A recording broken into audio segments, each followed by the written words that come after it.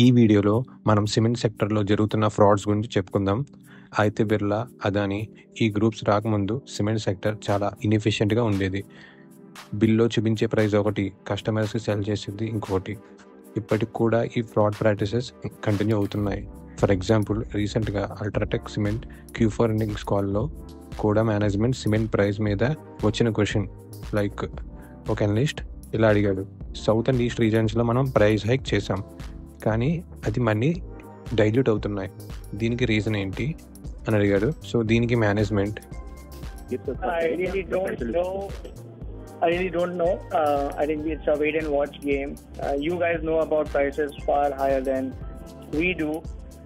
We come to know only after we draw up our monthly accounts.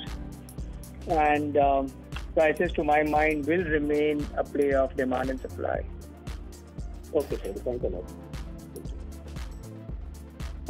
వీటికి reasons వచ్చి మనం ఒక cement bag cost structure చూస్తే raw material like lime stone and power cost, ఎందుకంటే ఆ lime స్టోన్ని grind చేయడానికి, heat చేయడానికి వీటికి వచ్చి 52% అనమాట.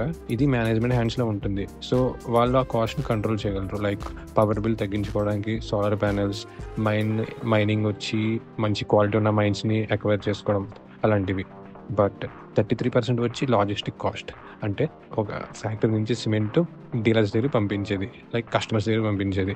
సో ఇది సప్లై చైన్ ఎండ్ దాకా వస్తుందన్నమాట. ఇలా సప్లై చైన్ ఎండ్ దాకా వచ్చేసరికి మేనేజ్మెంట్ గ్రిప్ తగ్గి distributors and sales team involvement పెరుగుతుంది. సో వాళ్ళు ఫ్రాడ్ చేసే ఛాన్సెస్ కూడా పెరుగుతాయి. ఫర్ ఎగ్జాంపుల్, బ్యాక్ లోడింగ్ అనేది ఒక ఫ్రాడ్. ఇది ఎలా అంటే ఆఫీషియల్గా డీలర్స్ లాంగ్ డిస్టెన్స్కి బిల్ చేయించుతారు కంపెనీ చేత. దానికన్నా తక్కువ డిస్టెన్స్లోనే సిమెంట్ బ్యాగ్స్ని అన్లోడ్ చేస్తారు. సో ఈ డిస్టెన్స్ గ్యాప్, ప్రైస్ వేరియేషన్ ఉంటుంది కదా, అది వాళ్ళకి తగ్గుతుంది అన్నమాట. కంపెనీ దగ్గర నుంచి ఇల్లీగల్గా వాళ్ళు బెనిఫిట్ పొందుతున్నారు. ఈ బెనిఫిట్ వచ్చి కస్టమర్స్కి పాస్ చేస్తారు, లేకపోతే వాళ్ళే యూజ్ చేసుకుంటారు. ఆ డిఫరెన్స్ అమౌంట్ కంపెనీ కానీ ఇన్వెస్టర్స్ కానీ లాస్ అవుతారు అనమాట. ఇది అదానీ గ్రూప్ ఒక సీరియస్ అఫెన్స్కి కన్సిడర్ చేస్తుంది. అసలు సిమెంట్ ఇండస్ట్రీలోనే ఇది ఒక సీరియస్ ఫ్రాడ్. దీనికి అదానీ గ్రూప్ 10x పెనాల్టీ వేస్తుంది. దీనివల్ల కంపెనీస్ సిమెంట్ ప్రైజింగ్ మీద వాళ్ళ కంట్రోల్ లూజ్ అవుతారు. అఫీషియల్గా వాళ్ళు ప్రైస్ పెంచిన చివరికి ఎండ్ కన్జ్యూమర్ దాకా రీచ్ అవ్వదు.